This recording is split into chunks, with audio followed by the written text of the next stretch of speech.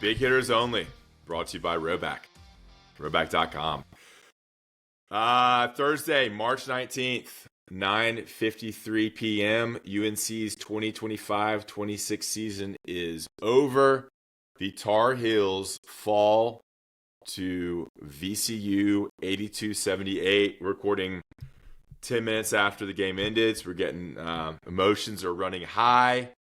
I watched the game with some people. So did David.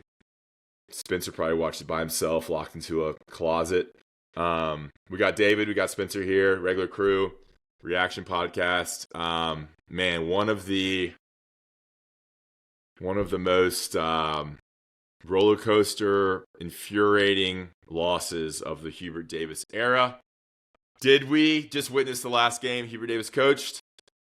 Let's just start with Spenser. Dive in here. UNC was up 19 at some point in this game and slowly trickled. There's a huge run in the second half by VCU.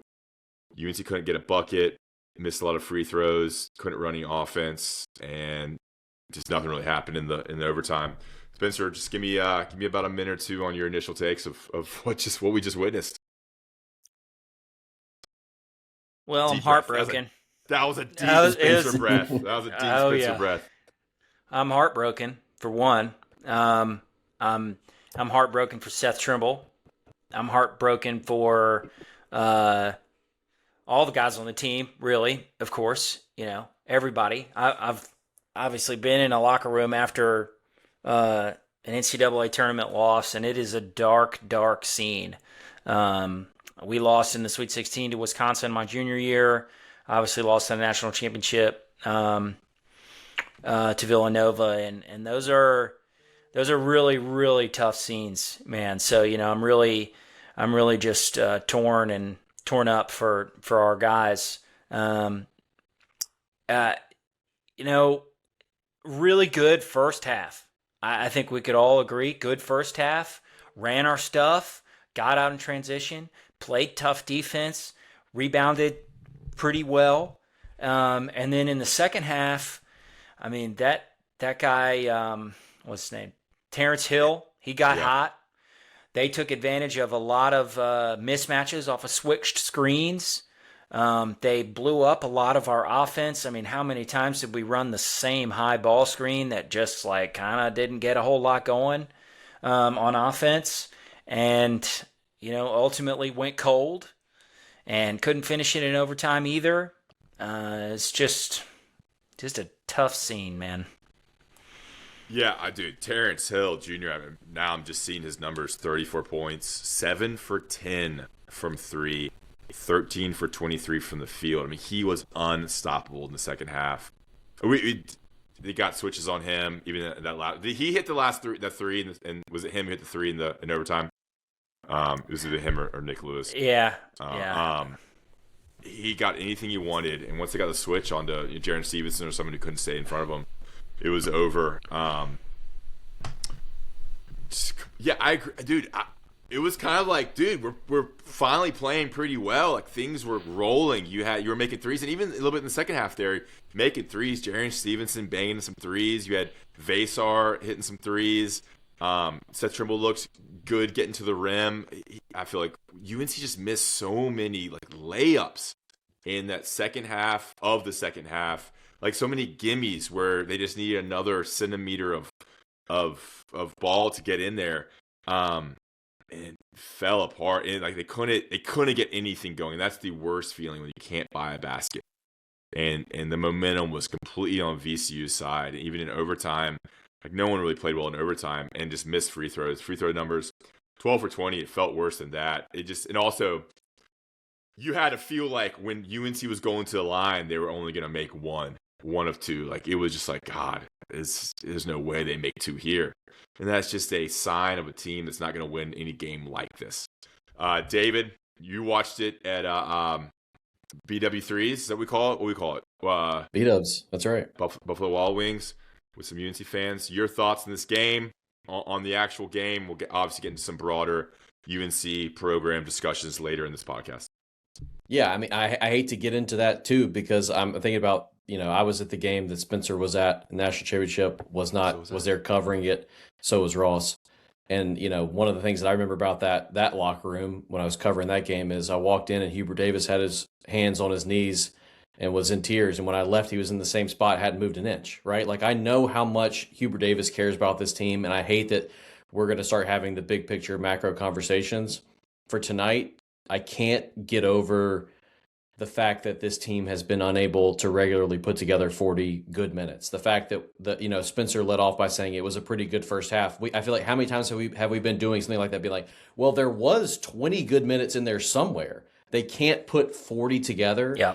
And when those streaks happen where they're getting outscored 12-0, 15-0, and Hubert will call timeouts and draw something up out of timeout, it feels like they can't get anything going there. There's nothing in the half court that was working for UNC tonight. Look at OT. I mean, the guys look gassed, but in overtime, it was just the laziest high screens. Maybe we'll get a switch, maybe we won't. And even if we did, there wasn't a lot of attacking. As you saw in the first half, I was taking notes at the beginning, and I'm thinking, man, when Seth's going downhill, when Vasar is hitting threes and you have to respect him, when all of a sudden Dixon is in the corner and he's knocking down threes, I'm like, this is a second weekend team.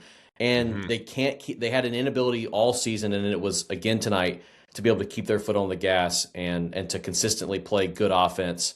And so it's just incredibly disappointing. I still, it's been 20 minutes, and I still am having a hard time imagining what transpired.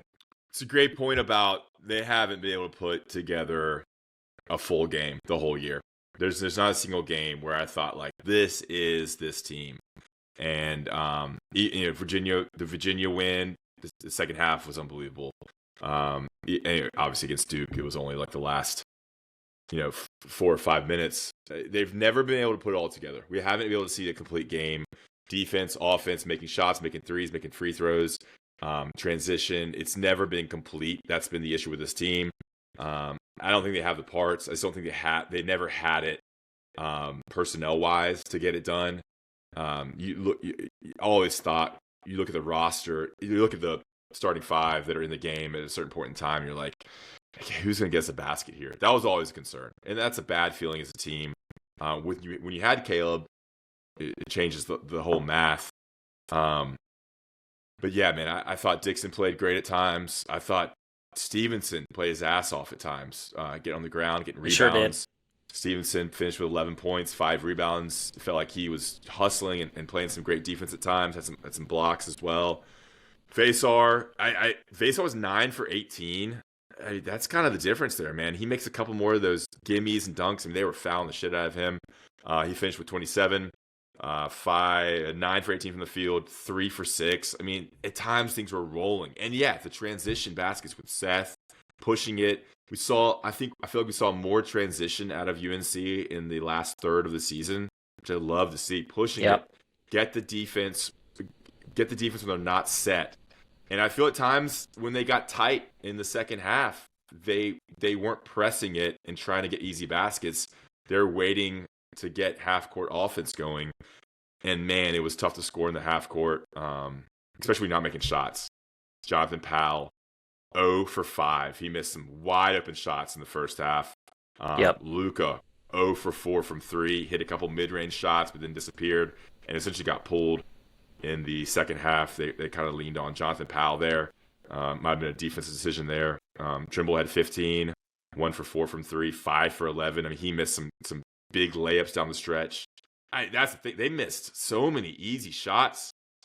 Not easy, but shots that teams shots should at make. The rim.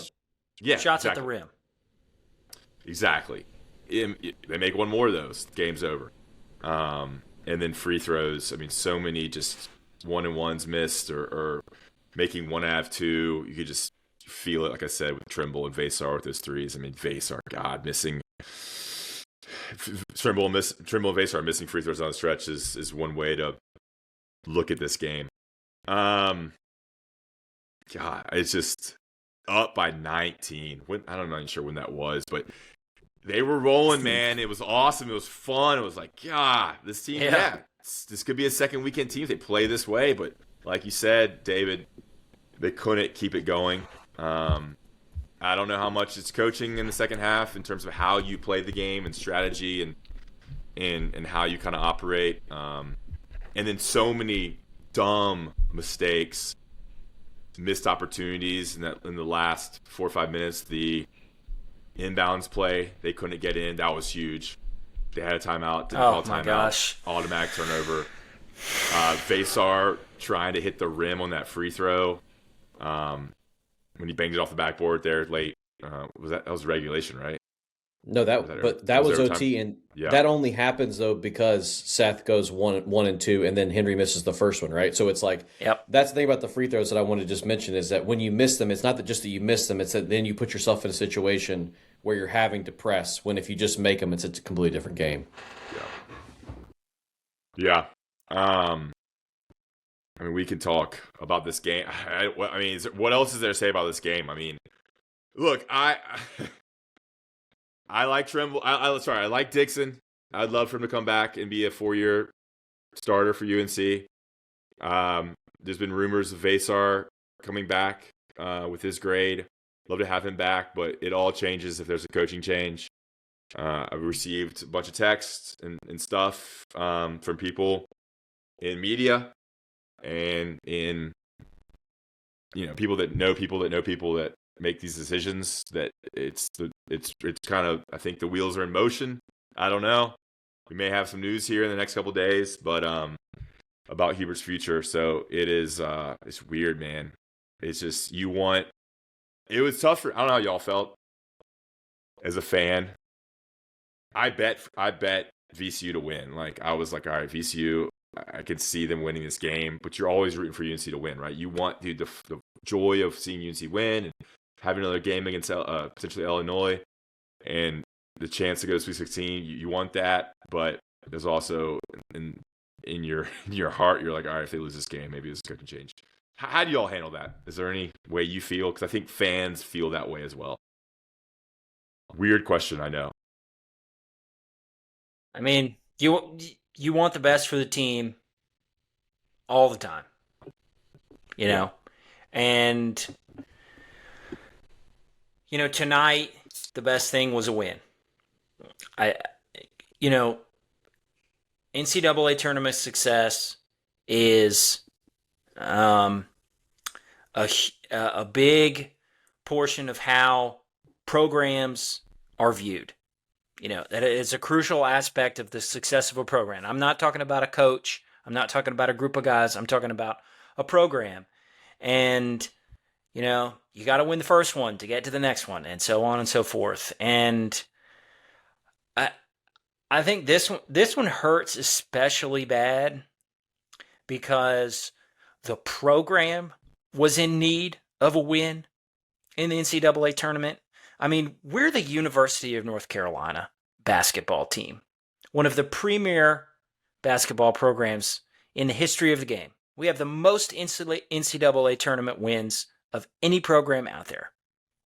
And we've got a bunch of media types, the guys at the Field of 68, whoever else, saying, yep, lock VCU in. Lock them in. It's like, hold up here. We're just going to take that? That's not acceptable. We can't act like this is okay. So, again, regardless of what you think about the coaching situation or who our players are or anything, the program needed a win tonight. And so I think that's what I'm lamenting the most. And that's what I'm heartbroken about the most. In addition to, the individuals on the team, is that like this program really badly needed NCAA tournament win. And we lost to, a lesser team, if you want to put it that way. I couldn't agree more. I couldn't agree more, Spencer. I think when you look at the big basketball reference page of UNC history, and you look at the 2010s, it's a lot of regional finals, national finals, whatever it might be, Final Four, Elite Eight, Sweet 16 runs. When you look at the last 5 years after the national championship game, you've got missed the tournament, lost in the Sweet 16, lost in the first round, now lost in the first round. This team needed a win this team needed, even if it was just winning 2 and getting to the Sweet 16, it would feel like something. Agree. But I mean, Agree. but it's like, and even I'll tell you this, even at one point when I thought that UNC was going to end up pulling out the game, I was thinking this is the worst case scenario for Hubert, because if you turn around and lose to Illinois on Saturday, everybody's going to go, well, you almost blew the first game, and instead they did end up blowing the first game. But Ross, I'm pulling for the heels always. I'm always pulling for a run. There's always when the bracket comes down, you're always thinking, man, I don't know if we can get through this team and get through this team. It's just a huge disappointment, huge bummer to be sitting here after the first night of the tournament and being already out.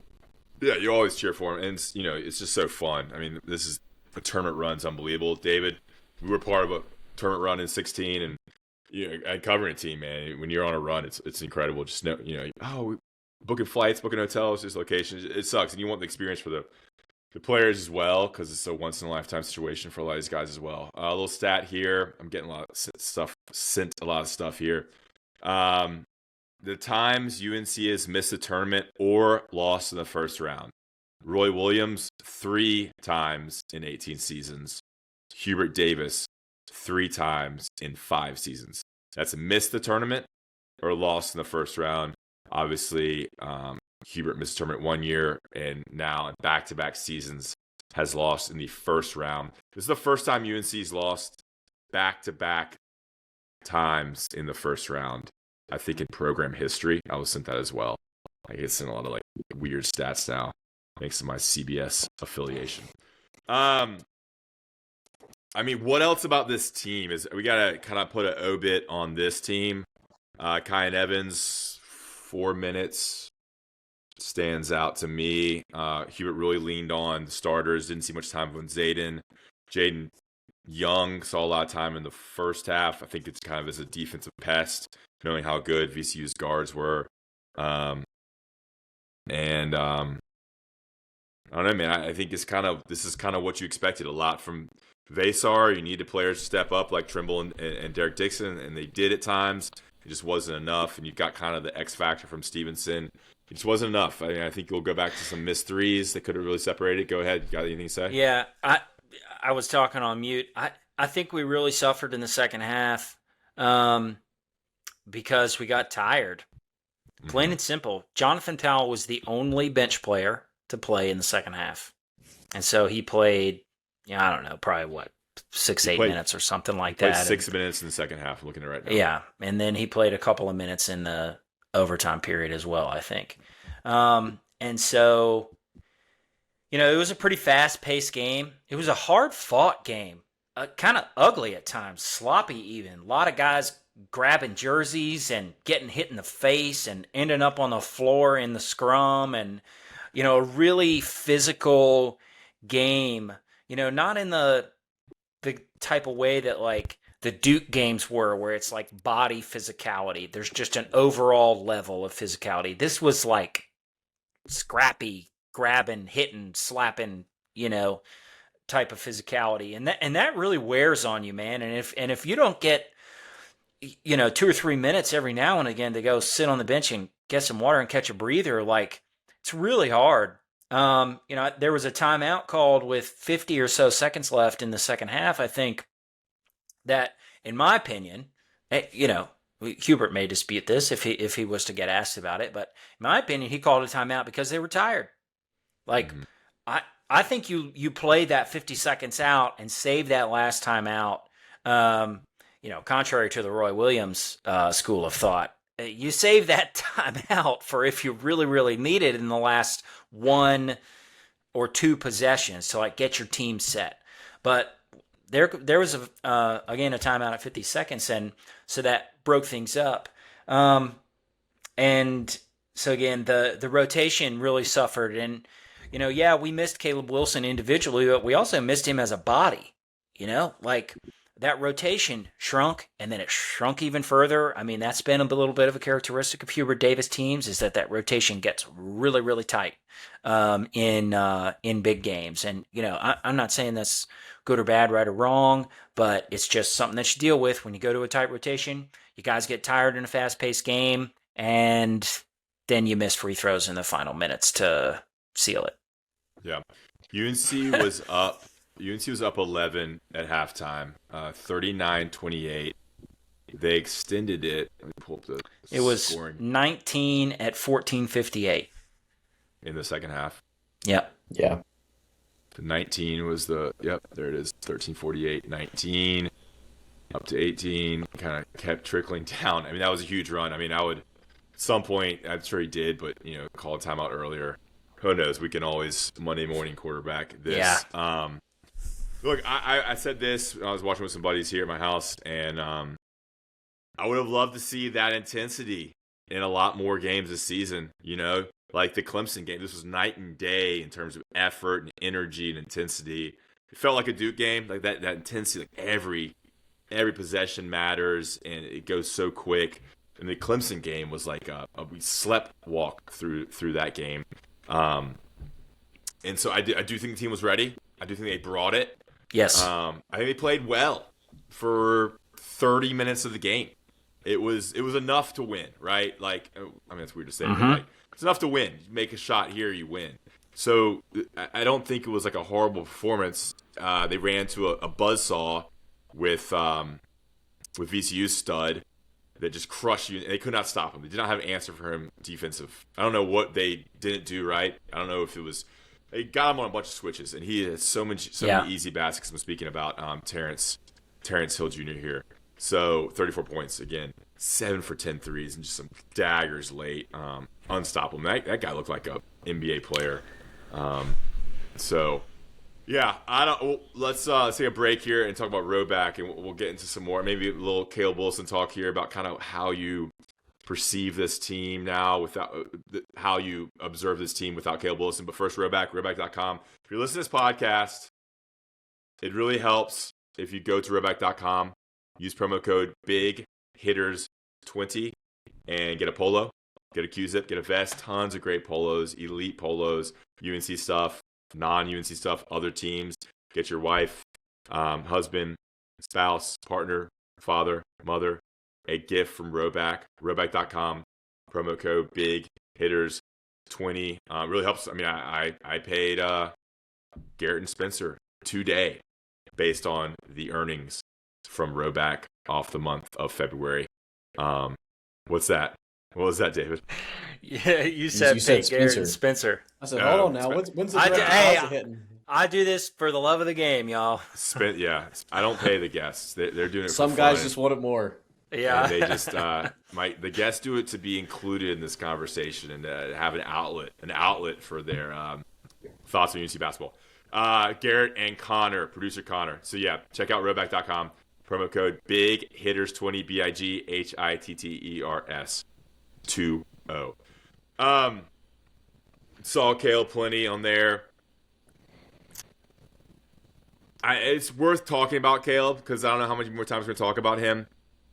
It just sucks, and I don't need to say this. It just sucks we did not get to see him for a full season. He was a once-in-a-generation player. I mean, there may not be a player in the previous 10 years, in the next 10 years, and I consider that kind of a generation type player. And, I mean, with a player like him, with this roster, this team had Elite Eight potential. So that is unfortunate, and definitely is part of the story of this team. You saw him on the sideline. It just sucks because his jersey's in the rafters. So we'll always remember that, but you'll always remember, you'll be telling your kids, yeah, man, Caleb Wilson's killing it for the, who knows, the, give me a random NBA team. He's killing it for the Sixers. Or like the Washington Wizards. And you're like, yeah, he played for UNC for 25 games, and then he was out. He's unbelievable. He dunked a lot of balls, and he talked a lot of shit, and he was incredible an athlete. And so how do you talk about this season with Caleb? I want a quick answer from both of y'all, and we'll put a wrap on the Caleb Wilson talk for this podcast. I'll go quick and tie Caleb to the previous question, kind of macro, which is, I don't know how y'all's brains are post-COVID, but like it's hard for me to wrap my head around like what year something was in the last 6 years because of the pandemic. And there will always be touchstone years for me when you think about Carolina basketball. And to me, this had the potential, and probably still will be, a year that I will never forget because of Caleb being on this team. Whereas it felt like if I said to you what happened in the 23-24 season, you might be like, hold on a second, let me get there. You won't forget what this team was like with Caleb. And what's disappointing to me and what feels like a greater reflection on coaching is that the past few seasons I have felt I wasn't sure Hubert had all the tools needed to succeed. This was the first time that I think there are 8, 9, 7, however many you want to say it, people there, and that with the right coach, with the right preparation, this team could succeed. And Caleb was such a crucial part of it that it does make it harder to judge the full season when you see a loss like this tonight, because you know what kind of a difference Caleb Wilson would have made in a game like tonight. When you're getting stale in the half court, it's always Caleb on the block, and it's always I can do anything I want from right here, right? So it's hard to reflect back and judge this season as anything other than incomplete without being able to see Caleb play in March. What do you think, Spencer? Incomplete is a really good word. I was going to say something very similar. I mean, it's just that is the story, is that Caleb Wilson didn't get to play, and we'll just never know what it was going to be like. I mean, yep, they lost in the first round of the NCAA tournament. Yep, they lost in their first game of the ACC tournament. Beat Duke on one of the most memorable shots in the history of the rivalry, and a great, great memory for a 4-year guy in Carolina Blue. But ultimately, we just won't know. Yep. And I again, it'll be like minorly forgettable to some extent. It's just going to be like, well, we're going to move on because we lost so early, and so we want to forget the loss. And so you just move on, and then 4 or 5 years from now, we might remember Caleb Wilson, especially if you go to a game, you see his jersey up there, but probably not going to remember much about this team. Do you think though that he's it's sad? It sure is. I guess my only question is, do you feel like this is different though than like the Cole Anthony one and dones and the Kobe White one and dones and the Nas Littles? Doesn't this feel like slightly more memorable, or no? It does. Good point. Okay. Good. I agree with you there. Actually, great point. So maybe I'll modify a little bit. Not entirely forgettable.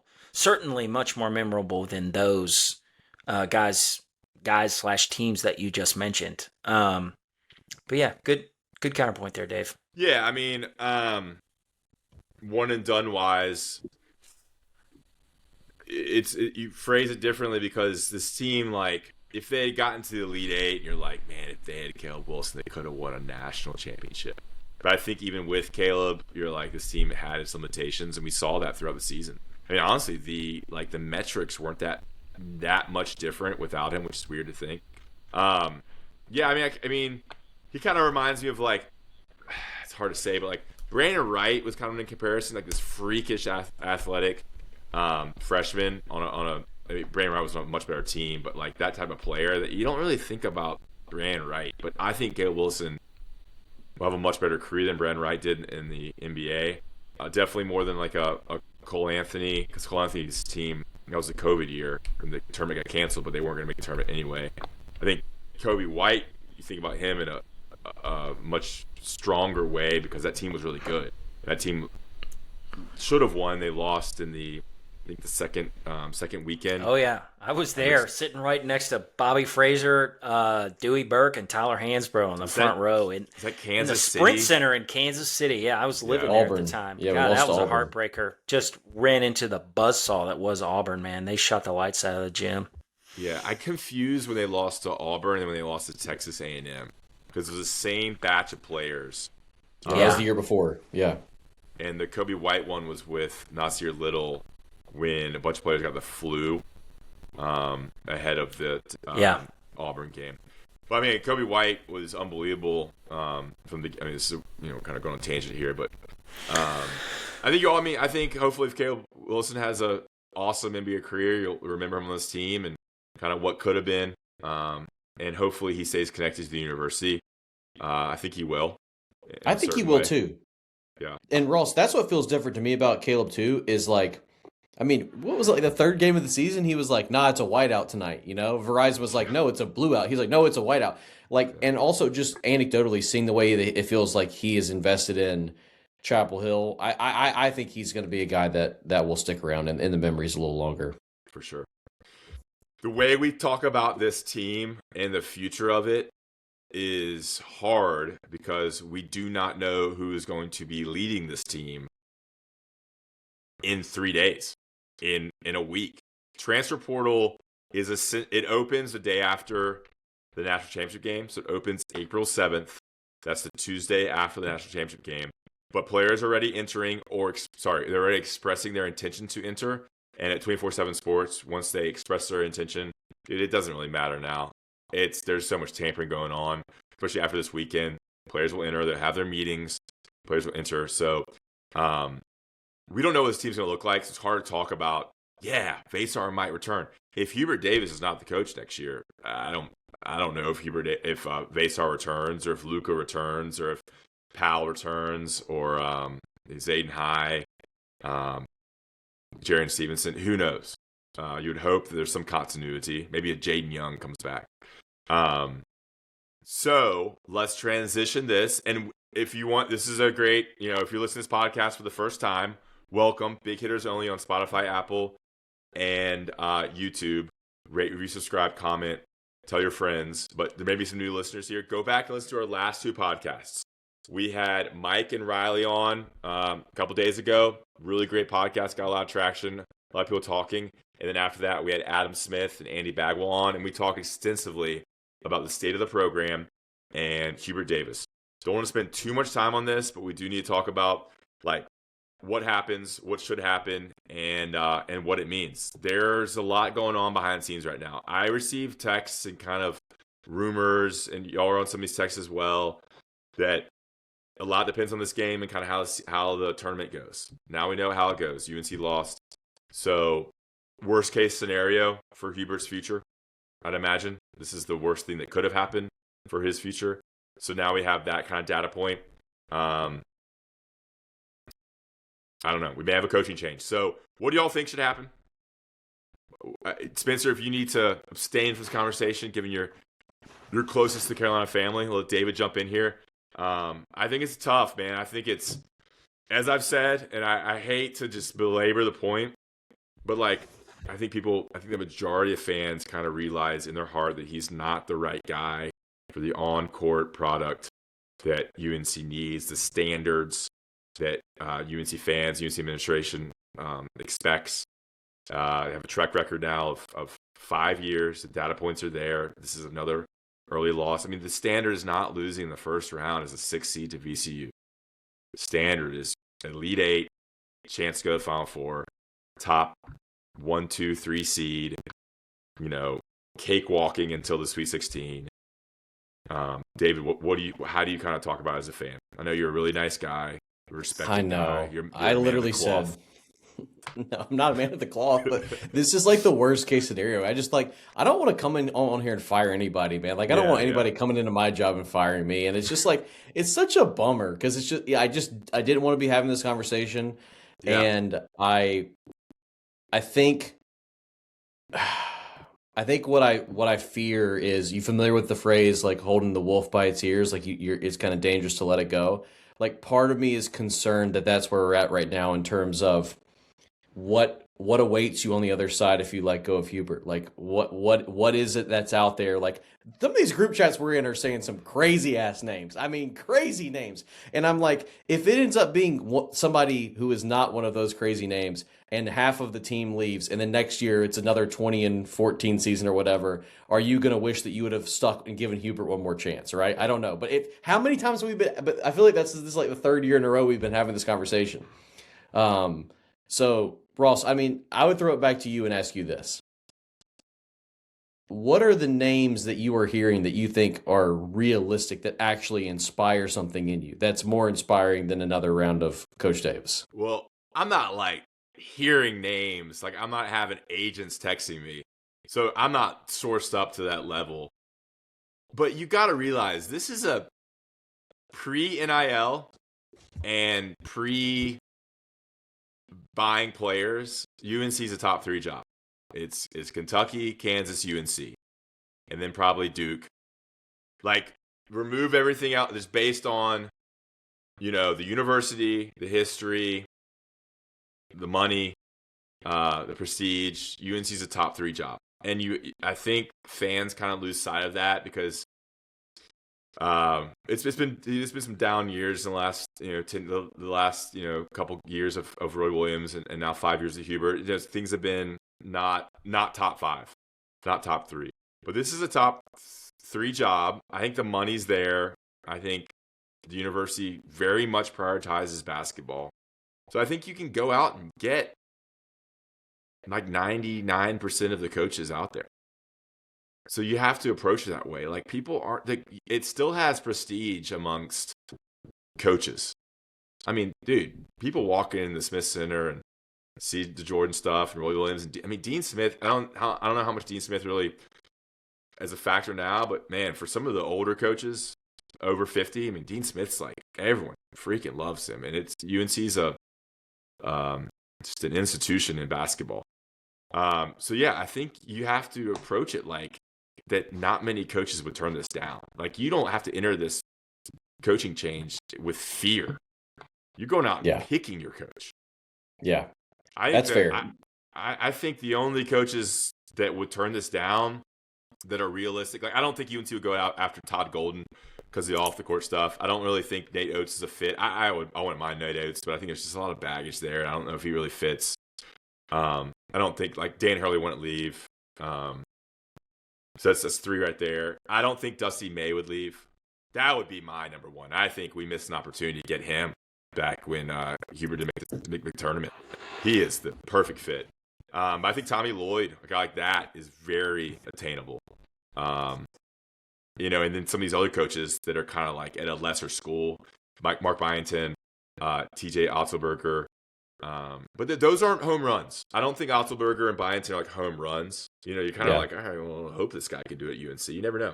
So yeah, there's concern. You don't want to get in this this void of where Kentucky's been at times and where Indiana certainly has been at times, and UCLA at times, where you don't get the right guy, and then you're in coaching purgatory and you're firing your coach every 4 or 5 years. And at a place like UNC where the fan base is insane, it's you're firing the coach after 2 or 3 years. Look at Kentucky right now.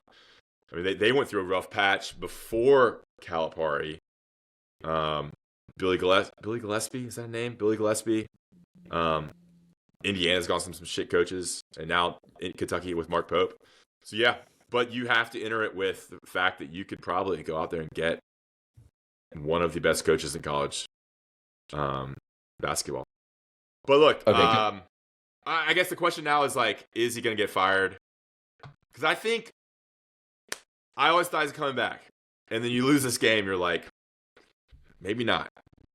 I just thought the 18-0, the big wins, kind of deserves to come back, regardless of what people think. But I just think there's so many people that see what we see, that have the money, that have the influence, that kind of like, man, it's not going to work.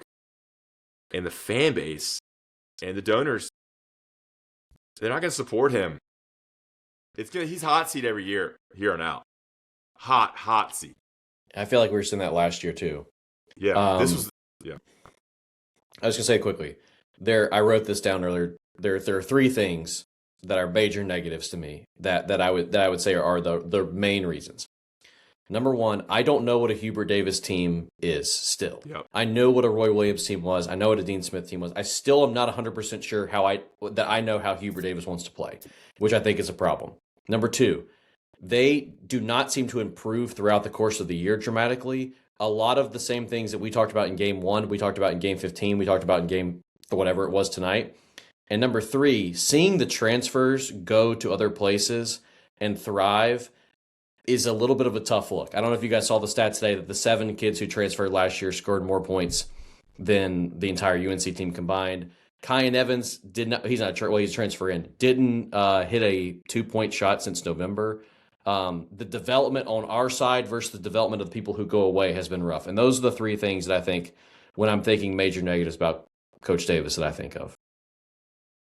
Jump in quickly. If there's not a coaching change, for Hubert, there's got to be assistance. And look, I have nothing against the assistants personally, and it sucks to lose your job, move your family, but there's got to be some changes. Like, you're getting paid so much money. Like, there's got to be some changes with the assistants. I think it should have happened last year. Like, hey, it happens in football all the time. I talked about this in the last podcast. Football happens all the time. Every year, something doesn't work. You fire your offensive coordinator, fire your defensive coordinator, position coach, and you make a change. You bring some fresh ideas. That hasn't happened once with UNC. They haven't hired a new assistant. They've had the same assistant since he got hired in 22. Well, so, they hired Marcus Page. He was still playing professionally when he got hired. They haven't changed. Yeah. The same coaches they brought it. Yeah. Anyway, Spenser, thoughts on any of this stuff? Yeah, I don't really want to. I hate Spenser. I know. I don't really want to speculate. I love Hubert Davis. He has done a lot for me personally. I enjoyed playing for him, both on the JV team and on the varsity team, and I love that man. And so, having these types of discussions, especially as a former player, is really difficult. Is really difficult for me. But I think objectively, the program, to my points earlier, has fallen off a little bit. Even in the last couple of Roy Williams years, it was a bit of a downturn. And I think North Carolina, some might argue, I'm not even sure if I fully believe this myself, but I'll say it.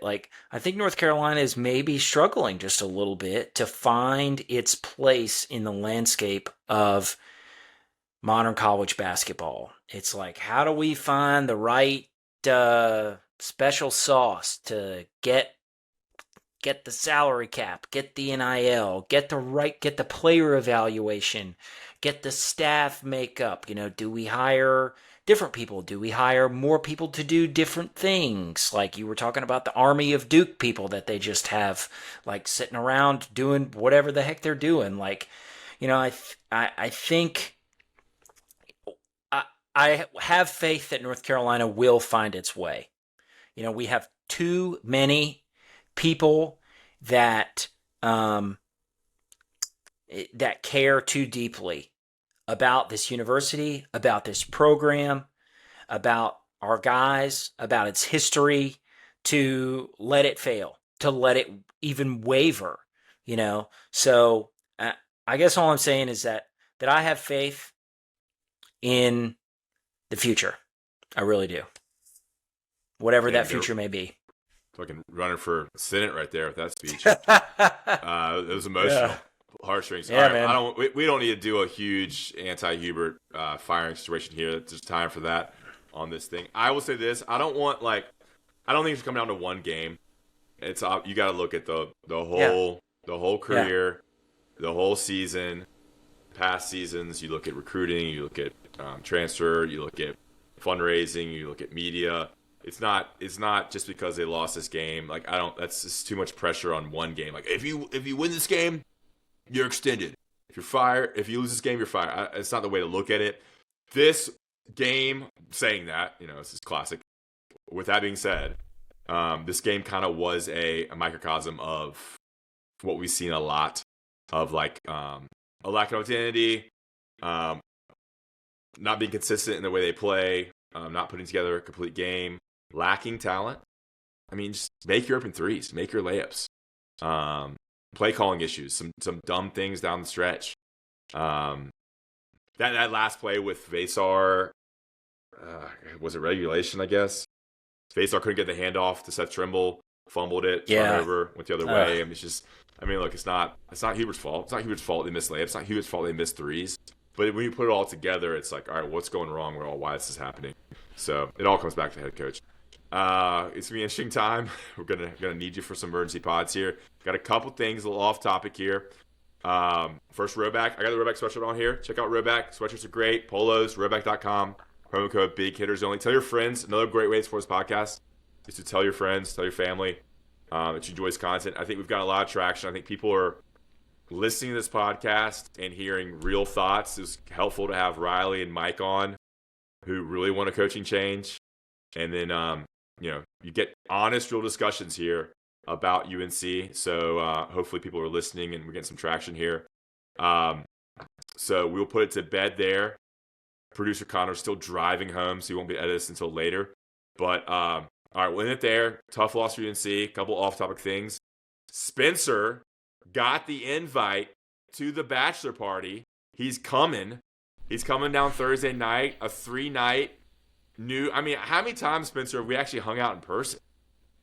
I mean, I met you as an undergrad. Yeah.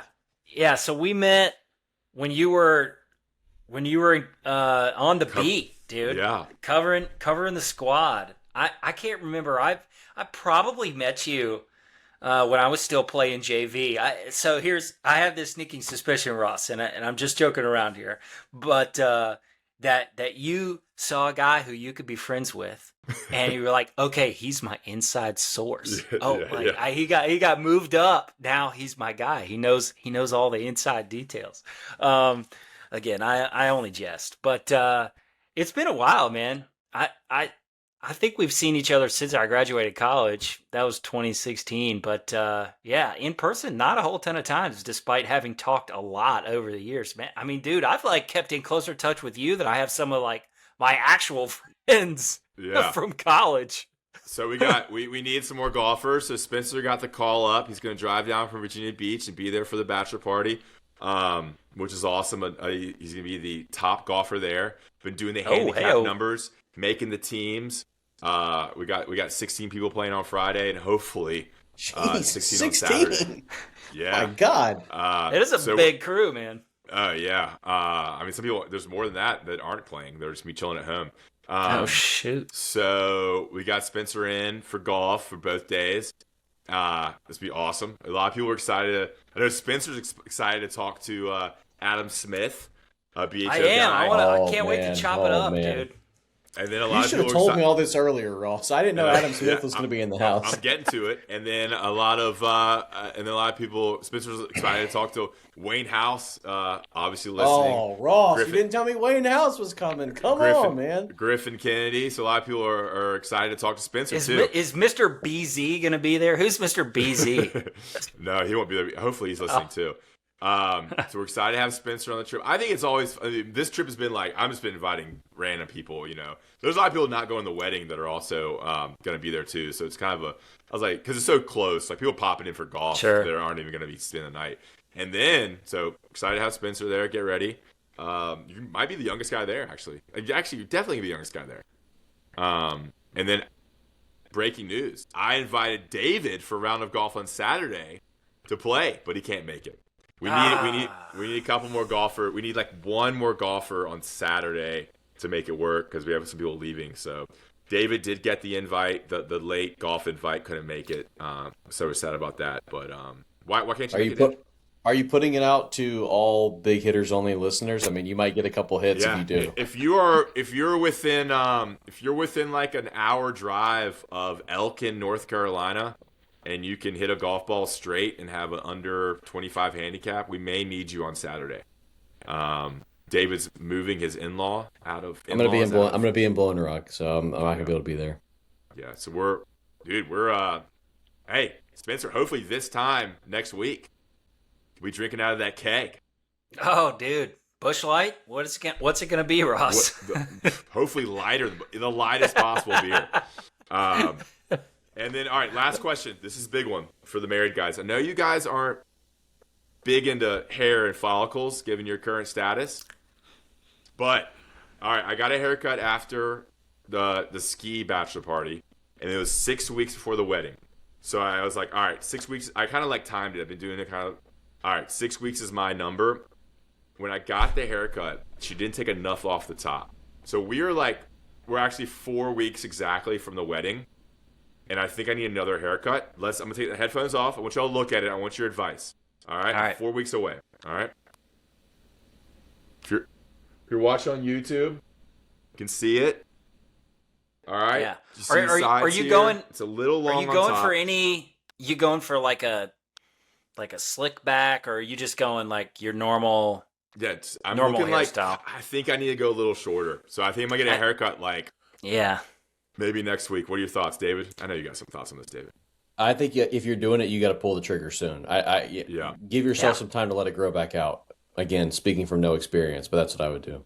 That's my fear is that I get it cut and it's too short because I don't want. I mean, this is kind of the ideal look, but maybe a little bit shorter than this. You know. But Ross, how many times can you play the "I'm getting married" card? You tell whoever it is, "Hey, listen, I'm getting married in a month. We cannot screw this up. I want you to cut as little as possible until." I mean, like I think you have the right to pull that trigger. I know. Yep. I did that. I was like, I told the lady, she was a nice Filipino lady at the Friendly Center Great Clubs, maybe a sponsorship opportunity. I was like, look, this is the wedding haircut, 6 weeks away, and she just didn't take enough off the top. So That's a little bit. That's risky going to Great Clips, man. They could jack up a buzz cut, dude. Good line. I'm going to Great Clips since high school. That's the only place I've ever been. Hey, Seriously, there you go, ever been to. man. I mean, if it ain't broke, right? Little tip: if you do have like the week of the wedding, actually maybe day before the wedding, 2 days before the wedding, so like that Wednesday, Thursday, go to somebody who can just kind of clean your neck up and stuff like that. You get the little fuzzies cleaned up so you look good for the photos and stuff. Yeah, so I think maybe tomorrow I might get another cut, or maybe early next week. All right, quickly, Spencer, I want give me just a take on the bachelor party thoughts. How are you entering this mentality? You know, you're gonna be a young guy, but you're kind of like, oh shit, a UNC walk-on's coming, great team. Oh gosh, great golfer, but you got guys. You got a 48-year-old gonna be there. You got a lot of characters. So what's your mentality here? Because you don't know you've never met anybody but me. Hey, I've been on trips like this before. Just like caught a random invite to a golf trip type of thing, you know? And, now we're really getting into some stuff that I love to talk about. Golf is like my thing now, man.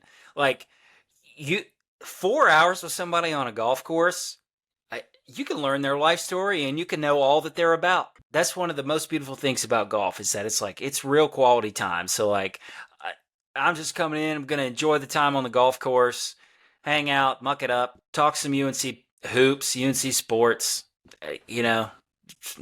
just bro time, I guess, man. I don't even know what to call it. Just hanging out with the guys, dude.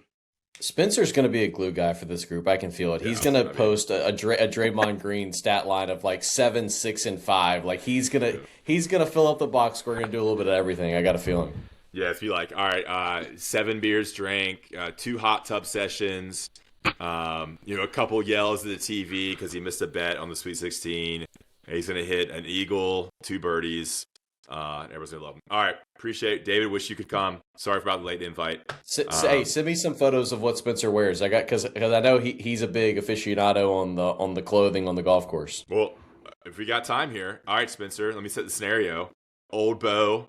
Let's say it's 41. Let's say 39 degrees when we start. It's in the afternoon, so whatever. 39 degrees at start. What are you wearing? In the morning. So in the morning. Yeah, so definitely pants, of course. Just depends. Either khaki or navy blue. It's the only ones that I'm gonna wear. I'll sprinkle in a gray every now and again, but khaki or navy blue. We'll just say khakis for now. But 85% of my polo shirts are light blue, just like this one, a little subtle stripe or something like that. So I'm probably going to wear a light blue polo. I've got a khaki sweater and I got a navy blue sweater, and depending on what I got on bottom, I wear the other one on top. I've got a nice like Vineyard Vines quilted vest with my club logo on it that I love as a great cooler weather layer. And then just a classic cap. I don't know. I wear a bucket hat a lot of the times if it's sunny, man, because, hey, I'm bald. I got fair skin. I wear the big bucket hat, dude. Love it. Love it. This is like hitting my Twitter big hitters only demographic right there. All right, guys. Appreciate your time. Appreciate it. I feel like it went so fast. Roback. He's wearing Roback. That's right. Yeah. Good pull there. 54 minutes in. David and Spencer, appreciate all your visits on the podcast this season. May have you back on as coaching changes potentially and transporter rolls on. Tar Heels lose to Virginia Commonwealth University 82-78 in overtime. The 2025-26 season is over. And that's it, guys. Talk to you next time.